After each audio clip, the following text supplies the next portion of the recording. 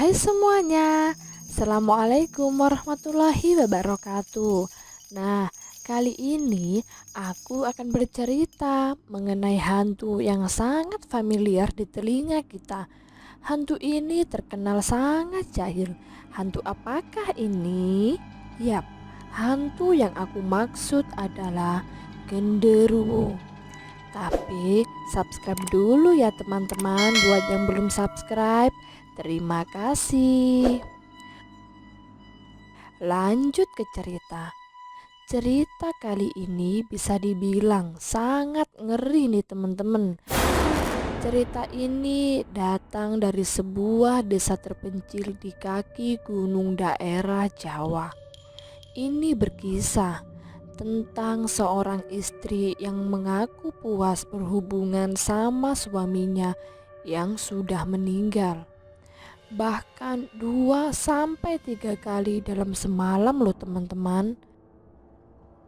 Juleha, nama janda cantik jelita yang sudah sebulan ditinggal suaminya meninggal dunia lantaran sakit yang berkepanjangan. Sebelum kematiannya, suami Juleha sempat sakit dan tak bisa melakukan apa-apa selama hampir setahun. Suami Juleha menderita penyakit yang bahkan dokter sendiri pun bingung harus menyebutnya apa. Janda cantik tanpa anak yang berusia 30 tahunan ini pun akhirnya harus ikhlas kehilangan sang suami tercinta. Namun, petaka yang sebenarnya baru akan dimulai di sini. Setelah sebulan kematian suaminya, Juleha pun jadi sering terdiam lesu di ruang tamu rumahnya. Kala itu hari Jumat Kliwon. Seperti biasa, Juleha melamun di kursi ruang tamu rumahnya. Juleha pun setengah kaget lantaran mendengar ketukan dari pintu depan. Tok tok tok, tok tok tok. Sambil masih bingung, Juleha pun akhirnya berdiri dan membuka pintu. Betapa kagetnya Juleha lantaran yang ia lihat adalah sosok suaminya yang telah meninggal. Rasa takut bercampur kangen yang amat dalam membuat Juleha pun pasrah ketika sosok yang menyerupai suaminya itu mengajaknya masuk ke dalam kamar. Seperti terhipnotis, Juleha menuruti semua yang diminta oleh pria yang dianggap seperti suaminya itu. Akhirnya, hal yang paling mengerikan pun terjadi. Juleha akhirnya wik-wik dengan sosok yang menyerupai suaminya itu. Tak hanya sekali, bahkan di hari pertamanya, dia sampai melakukannya sebanyak 3 kali. Sampai waktu azan subuh tiba, dia tersadar. Dan si pria yang menyerupai suaminya itu pun menghilang. Setelah sadar, Juleha pun bingung dengan apa yang telah dilakukannya dengan orang yang sudah meninggal. Namun, karena sudah setahun menahan hasratnya yang ditinggal sang suami sakit hingga akhirnya meninggal, Juleha jadi ketagihan berhubungan dengan pria yang menyerupai suaminya itu. Itu juga tak lepas karena Juleha merasa suaminya lebih hebat ketika dia sudah mati daripada dulu ketika masih hidup. Kejadian itu terus berulang setiap malam. Juleha pun juga menikmati hal tersebut. 2 sampai 3 kali dalam semalam Juleha melakukannya.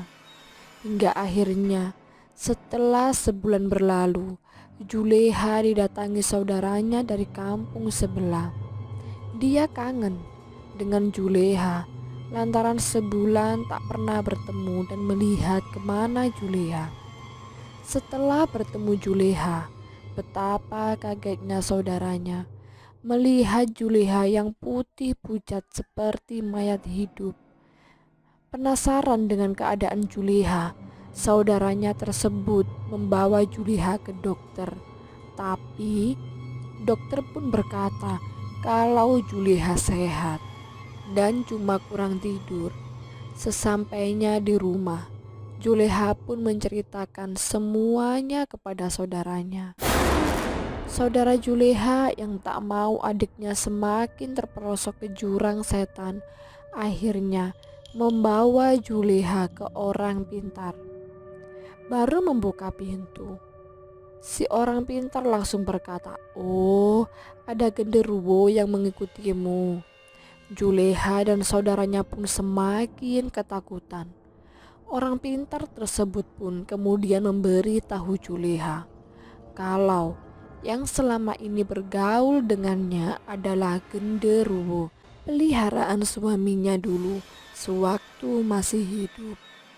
Orang pintar ini mengungkapkan kalau genderuwo ini merupakan pesugihan dari suaminya.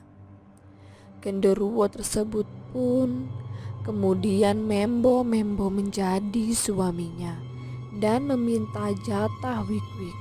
Memang genderuwo sendiri merupakan hantu yang dipercaya bisa membo-membo menjadi manusia.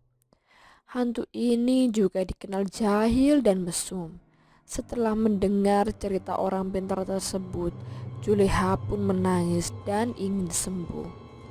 Orang pintar tersebut pun menyanggupi Juleha dengan melakukan sedikit ritual dan bacaan doa-doa dari orang pintar tersebut. Akhirnya, genderuwo tersebut pun mampu disingkirkan. Juleha akhirnya sadar kalau selama ini dia sudah salah dan dia pun semakin mendekatkan diri kepada Sang Pencipta untuk menghindari hal tersebut terjadi lagi. Mengerikan sekali ya teman-teman. Iya, ceritanya sampai di sini dulu ya teman-teman. Jangan lupa subscribe. Sampai jumpa di cerita seru selanjutnya.